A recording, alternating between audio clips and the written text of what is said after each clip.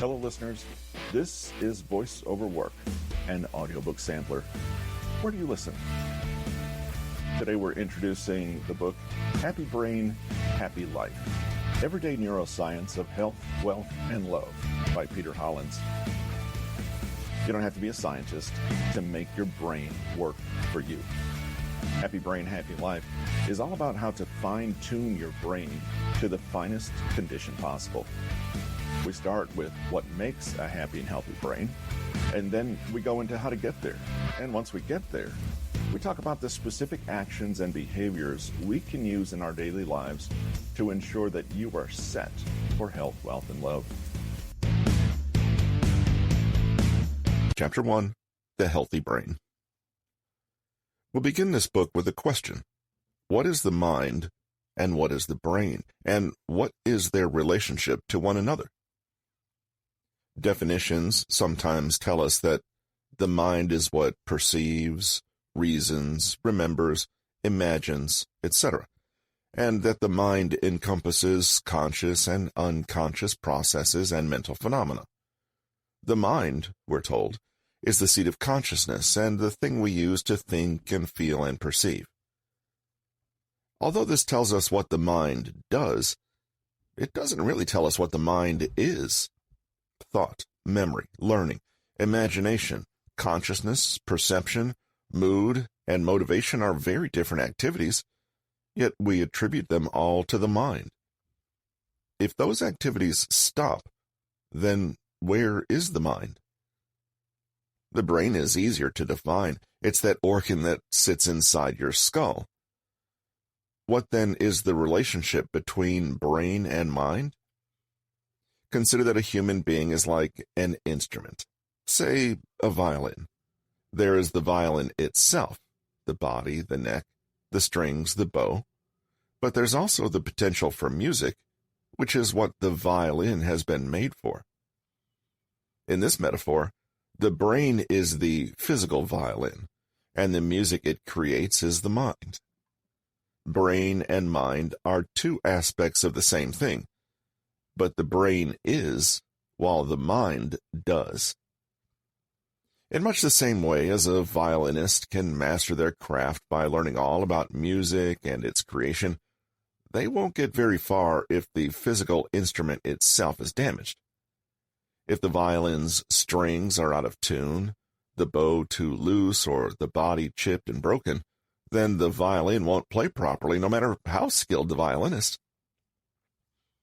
The psychological approach to self-improvement focuses on the mind, i.e., the experiences and outward manifestations of the activity of the brain. In this book, however, we'll be focusing on the other side of the equation, the brain itself. We'll be paying close attention to the physiological aspects of our psychological well-being, because it's only when the brain itself is happy and healthy that the mind can be healthy. When the brain as an organ is strong, healthy, and resilient, then the mind reflects this in the form of flexibility, creativity, resilience, and so on. Just as good music is a natural expression of a well-maintained violin, a healthy mind is the natural expression of a healthy brain. What are the physical characteristics of a healthy brain? Have you ever thought about the physical condition of your brain? For the vast majority of us, our brain is something secret and invisible. And, if we're lucky, we're born and we die never setting eyes on it.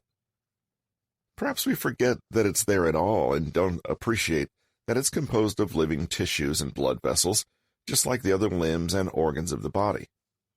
Your arms, legs, hands, feet, facial features, all of these things are uniquely yours and change according to their state of health. The same is true of your brain, which is just as unique as the rest of you, and the health of which is just as dependent on its environment. Before we can understand how to achieve a healthy brain, we need to understand exactly what. Chapter 2, The Resilient Brain. A healthy brain is one that needs to be able to resist many of life's unfortunate threats and hazards, and if injury is sustained, the brain should be able to recover as quickly as possible. In other words, a healthy brain is resilient. So far we've mentioned a few rather scary things that can happen to the human brain in the course of its lifetime. Alzheimer's disease, brain damage, sleep deprivation, and the ravages of drug and alcohol use, to name just a few. The shocking fact, however, is that the biggest threat to our brain health is not unexpected head injuries or dementia, but rather from a more pervasive, everyday danger, chronic stress. What stress does to your brain? Well, stress is everywhere. It's a part of life. And most of us will have to deal with various levels of stress all throughout our lives. But if stress is everywhere, so is resilience and coping. In this section, we'll consider the quite serious effects of prolonged stress on the brain, but also take a look at the good news, how to manage it, and even, if we're lucky, thrive in it. First, let's define exactly what we're talking about. Stress can be understood as the body's reaction to challenges and demands in the environment. This is important. Stress is not in your world. It's in your brain. The stress reaction is part of our biological mechanisms for survival. Stress forms part of that complicated response that helps us focus on and protect ourselves against threats. When the body is stressed, it floods with a cascade of hormones, adrenaline, cortisol, that in turn trigger the release of a host of other hormones. The point of this response is to mobilize action that will keep you safe. For example, you may be walking in the woods and your sense organs, eyes and ears, tell you that a wolf is nearby. This perception triggers a series of responses that prime you to act to save yourself. Increased heart rate, decreased digestion, pupil dilation, hyperfocus. When the danger passes and the wolf moves on, your body returns to baseline and relaxes again. This finely tuned evolutionary mechanism doesn't always help us when it comes to the stressors of the modern world, however. Dwelling on money trouble, ruminating over social aggravations, getting stuck in traffic, or worrying about climate change are all stimuli that may be perceived in just the same way as a wolf in the forest, except the danger might never sufficiently pass, and the body remains in a chronic, prolonged state of hyperarousal that never abates. A fight-or-flight response is triggered when the HPA axis, which includes the hypothalamus, the pituitary, and the adrenal system, is activated. They orchestrate the release of hormones throughout the body that then stimulate the nervous system. The entire organism undergoes changes. For example, digestion stops, muscles tighten, and heart rate increases. The mind takes on a tunnel vision quality and focuses with heightened awareness on the perceived threat, excluding everything else from awareness. Bruce McEwen is a neuroscientist from Rockefeller University, and he claims that because stress changes the way the brain... Chapter 3. The Storytelling Brain. Human beings, or more accurately, human beings' brains, are storytelling machines.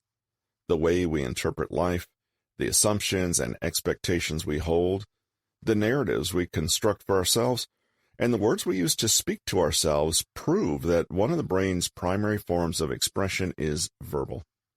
Words matter because they reveal the hidden ways we make sense of the world around us. While we can use words to express our reality, the truth is that words can, in turn, influence us and shape that reality. The words we surround ourselves with, the quality of the stories we immerse ourselves in, and the way we speak, to ourselves especially, has a major impact on how our brains work. This relationship is not a theoretical one, but rather something that we can see reflected in the brain itself, its activity, and its neurotransmitter levels. In this chapter, we're going to be exploring the two-way verbal relationship that exists between us and the world. Journaling rewires the brain. There's something very special about sitting down and putting pen to paper. The act of cracking open a notebook and filling it with your thoughts has far-reaching benefits, and these are not merely anecdotal, but increasingly supported by neuroscience research. Why is journaling so good for your brain? Journaling distresses you. When you put your thoughts and feelings into words, you externalize them, i.e., get them out of your head, and immediately gain some psychological distance. This alone makes them feel less intense, and at once you give yourself the opportunity to think about your feelings rather than remaining lost and reactive inside your feelings. The amygdala in the brain is responsible for the complicated processes associated with emotional regulation. But one thing is for sure, emotional reactions are often lightning fast and involuntary. Writing, however, gives us a moment to interrupt this knee-jerk response, slow down our thought processes, and think more clearly. This reduces our anxiety levels, increases our feelings of self-awareness, and builds mastery and self-efficacy as we realize that we are actually able to choose our reaction to life situations. A study done by Michigan State University found that writing reduces cognitive load. According to the study's authors, chronic worriers actually impair their own cognitive function because they're essentially multitasking all the time. Journaling allows you to free up cognitive resources that you would otherwise spend on rumination and vague worry and channel it towards something useful, like working through problems or processing emotions. The research team was interested in what they called expressive writing, which is delving into your deepest thoughts and feelings. There may be relief in setting aside worries in this way. It's a little like telling your brain, you don't have to keep thinking about this anymore, brain. It's been noted. It's here on the page, so you can let it go. Thank you for your help. There's also something to be said for the power of labeling. When you put a succinct label on an emotion, it suddenly becomes smaller, more definite, and more manageable. Chapter 4, The Connected Brain. In this chapter, we'll take a look at the neuroscientific evidence for an idea that many of us have long suspected to be true, that kindness, generosity, and a life lived with purpose can have immense effects on your physical well-being. Self-help literature on boosting brain health often focuses on very limited ideals of what a healthy brain should be and do. It's all about intelligence, processing power, or problem-solving capacity. And yet, if you were to ask a strong and healthy elderly person how they keep vital and mentally switched on, they probably won't tell you that the secret is Sudoku puzzles and brain workouts. Rather, they might mention their grandchildren, their volunteer work, or the strong sense of belonging they feel in their community. One of the biggest determinants, not only of life satisfaction, but longevity too, is a life that feels like it means something. Let's take a closer look. Your brain wants a purpose. What makes a good heart? That's easy. A healthy, happy heart is one that pumps well enough to supply fresh, oxygenated blood to every tissue and organ of the body, and also carries carbon dioxide back to the lungs so it can be removed. In other words, a healthy heart is one that does the job a heart should do. In the same way, a healthy gut does what a gut should do, and healthy arms and legs do what arms and legs should do. When it comes to the brain, we can see its health in terms of its function. But then, what is the brain's function? The brain's not like the heart, or a stomach, or a leg, or an arm. It has many functions that are easy to identify. It can learn, solve problems, imagine, memorize, plan, etc. But to what end are all of those functions applied? It seems as though the brain is an organ that doesn't have a job, but a purpose. Those many functions need to be put toward some higher ambition. After all, a person may possess a vital, intelligent brain capable of many impressive functions, but if that brain continually asks itself, what's the point? It's hard to imagine that we would call it healthy. A fascinating meta-analysis by Aging Research Reviews strongly suggests that having a purpose in life is not just some nice, lofty ideal, but absolutely necessary for good brain health. Without it, adults risk higher rates of dementia, not to mention depression. Researchers even hinted that purpose and meaning may be detectable in the body as a counterbalance to distinctive neuroinflammatory cellular stress response. The purposeful brain appears to be better connected and organized. A research team at University College London crunched data from more than 62,000 older people across 3 countries and found a negative correlation between what they call positive psychological constructs, PPCs, and cognitive impairment in later life. In particular, measures for purposeful living were better predictors of good cognitive health than other PPCs like optimism and happiness. This is an astonishing finding. Having a life of purpose may ultimately be healthier than having a life that is merely happy. One interesting.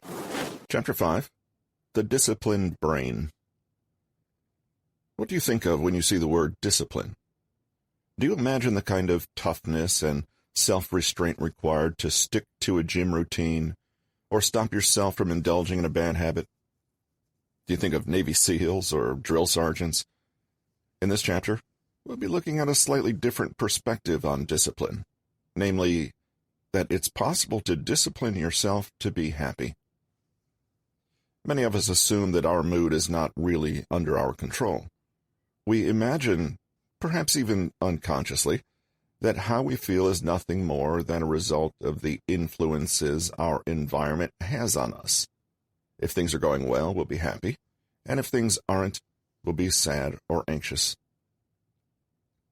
Learning to be optimistic. But optimism can be thought of as a good habit, and one as nurturing for your brain as any other healthy habit, like keeping a good sleep routine or eating your veggies.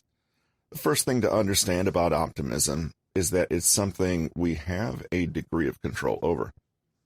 This is important because optimism can literally alter your brain. A study from the University of Illinois at Urbana-Champaign examined the MRIs of 61 healthy participants and discovered that people with bigger orbitofrontal cortices, OFCs on average, seem to be more optimistic and less anxious. An earlier study also looked at OFC size, but particularly in adults who had experienced an earthquake and tsunami in Japan. Their data showed that people who had lost the greatest amount of OFC volume showed a greater likelihood of being diagnosed with PTSD later on. Follow-up studies by the same researchers found tiny changes in participants' white matter integrity, suggesting that stress and trauma can damage the brain's interconnectivity. We already know that stress can wreak havoc on the brain, and these studies show that there is indeed a link between brain health and optimism. But is the reverse true? i.e., can optimism change your brain in positive ways? The Dulcos study cautiously concluded that it could be, and suggested that optimism may protect a person against anxiety by creating changes in the OFC. When it comes to the brain, there are often chicken and egg questions about cause and effect, but there's good reason to expect that training yourself to respond well to stressful events can mitigate their effects on your brain. Don't worry if you're a bit of a negative Nancy.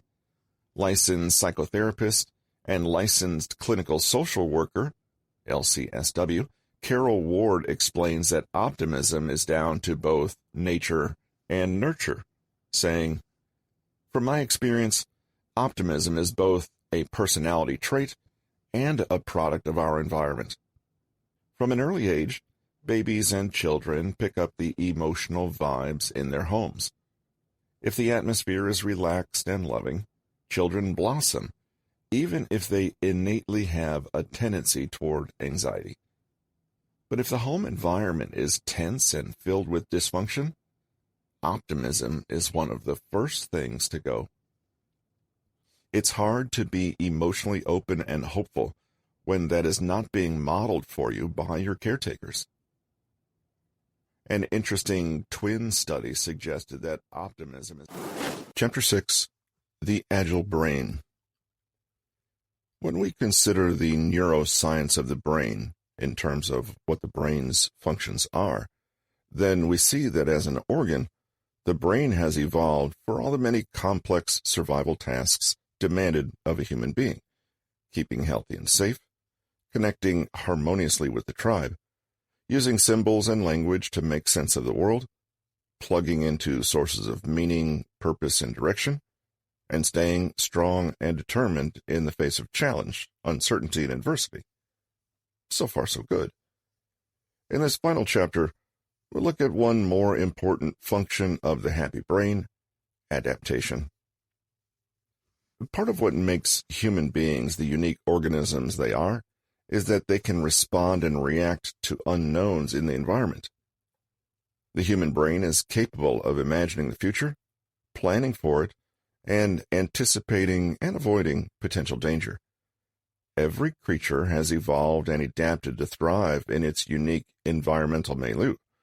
But what makes humans special is that they're able to encounter unexpected novelty in the world and adapt very quickly to it. Our ability to engage with novelty goes beyond just surviving it. Instead, we use the potential of newness and the unexpected to help us be more creative, solve problems, and use curiosity to drive our hunger to learn more about the world. In other words, the brain was built for novelty. The spice of life. Many of us can remember the particularly dull, mindless feeling that fell over everything during the months of lockdown over the pandemic. Stuck at home, people's worlds shrank, and there wasn't much newness to stimulate the brain, and every day brought the same tedium and predictability as the day before it. People actually noticed subtle signs of cognitive decline: poorer memories, worse mood, and a rapid decline in social and communication skills. Dr. Laurie Santos is a cognitive scientist and Yale lecturer and puts it succinctly: there is a connection between novelty and happiness. Novel stimuli tend to activate regions of our brain that are associated with rewards. Yep, it's our friend dopamine again. Newness in your environment is often felt by the brain to be intrinsically rewarding and has far-reaching influences on your attention, brain connectivity, and mood. A fun study asked its participants to move around New York City and Miami as the researchers tracked their GPS data and monitored their daily moods.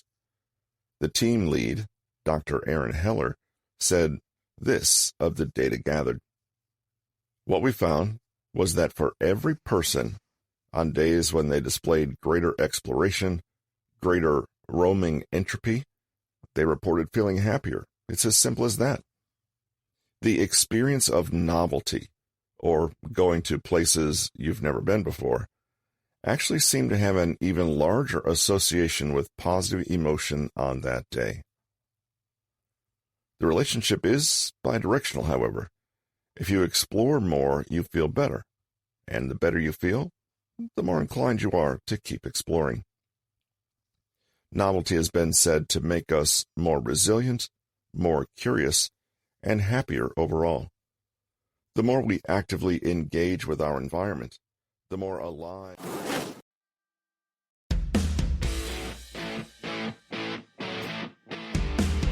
Introduction. One of the famous Delphic maxim inscribed at the Apollo Temple in Delphi is, "Know thyself." This is precisely what this book is about. Throughout the chapters that follow, we'll see that knowing oneself and knowing others are two skills that cannot be developed in isolation.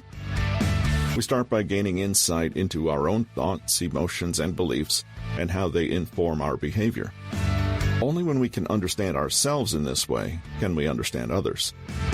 And if we have empathy and compassion toward ourselves, can we practice it for others? This book is about two skills that act in tandem: self-awareness and social awareness. These two pillars form the foundation of emotional intelligence, and from them, we can construct a way of being that is proven to be more balanced, robust, creative, cooperative, and innovative. Let's begin with a question. Are you self-aware? It's a tricky one, since the quality you're asking about is the same quality you need to answer the question.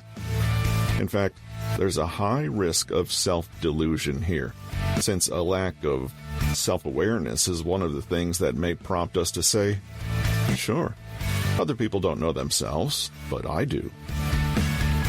Just as most believe themselves to be above-average drivers, a statistical impossibility, most people believe that they're self-aware, even with little evidence. Self-awareness, just like driving, is a skill that can be developed. This means that it can be strengthened, improved, interfered with, or even compromised. Ironically, those with higher self-awareness tend to be more modest in their self-assessments, but the process is worth it. The ability to clearly see and be aware of yourself has many proven benefits: more confidence and creativity, better decision-making, improved communication skills, and more effective leadership strategies, just to name a few. The effects go far deeper than this. Better self-awareness completely alters your sense of identity, purpose, and resilience on a fundamental level. Improving one's self-awareness can also provide a useful tool in healing from and overcoming past traumas, especially for those who were unable to develop a healthy or comprehensive self in their early childhood. Even with all of these reasons for studying and promoting self-awareness, there is a major gap between what psychologists and researchers know about the topic and what is known about deliberately improving this skill out in the real world. Psychologist Tasha Eurich and colleagues conducted a massive study on self-awareness. They gained interesting insights into what it is, what it isn't, and how we can become better at it. Their biggest finding? True self-awareness is rare, with only around 15% of people making the grade. Another big contribution of the study is the discovery that there are actually at least two different kinds of self-awareness. Let's pause and consider the fact that self-awareness doesn't really have a fixed definition. The term might refer to the ability to monitor one's own inner experience, or what's broadly called self-consciousness, or it could be about self-knowledge. But what's going on when someone has a pronounced sense of who they are as a person that everyone around them disagrees with? Eurich's study found there's a difference between internal and external self-awareness. Internal, the clarity with which we perceive our innermost desires, emotions, thoughts, values, strengths, and weaknesses, i.e., how accurately you see yourself. External, the understanding of how other people view us and the effect we have on them, i.e., how accurately you see others' perception of you. Those with high internal self-awareness fare better in their jobs, relationships, and overall emotional regulation. Those with high external self-awareness are more empathetic and are more capable of taking on others' perspectives. Both types are positively correlated with overall life success and satisfaction. What may surprise you is that scoring well in one area doesn't mean you'll score well in the other. This revelation allowed Eurich to postulate 4 main self-awareness archetypes, according to where they fall on these two scales. Low internal self-awareness, low external self-awareness, seekers. Understandably, they don't know who they are or how they appear to others. They may feel aimless, confused, or frustrated in their work and relationships, and be unclear on their own values.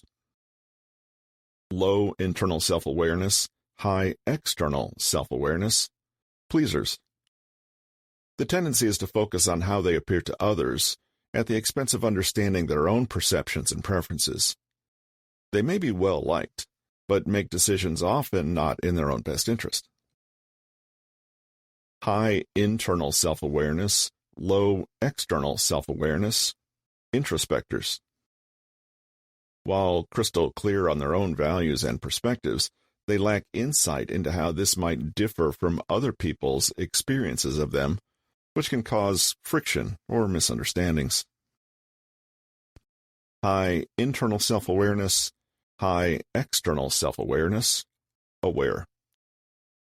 They know who they are and what they want, and they know other people's opinions and feelings about them, and consider both. According to Urich, both types of self-awareness are important, and the most successful individuals are those that have cultivated both capacities simultaneously. If you can correctly identify your type, then you know exactly what to work on when becoming a more rounded and generally self-aware person. Urich and her team explored the things that most commonly impede self-awareness, and they homed in on two aspects: experience and power. Experience can give us false confidence in our abilities, or make us wrongly doubt ourselves. Both inhibit accurate self-awareness. For example, the paradox of expertise is where leaders actually become less accurate at assessing their own competence the more experienced they are, while an inexperienced person may underestimate their valuable contribution. Similarly, having a high degree of power makes most people overestimate their self-awareness, competence, and empathy. That would explain a lot about our world, wouldn't it? Anytime you are limiting opportunities for feedback and genuine listening, you're losing perspective and distorting your own self-awareness. On the other hand, anytime you enlist the insight that comes with constructive feedback, you strengthen self-awareness. Most interesting of all, the research team found that introspection doesn't lead to better self-awareness. Deeply examining your own thoughts and feelings is valuable, but it turns out it doesn't always help us to know ourselves better. Surprisingly, practiced introspectors were found to be less self-aware than others. The reason is perhaps obvious. It's so easy to do introspection wrong. None of us can learn of our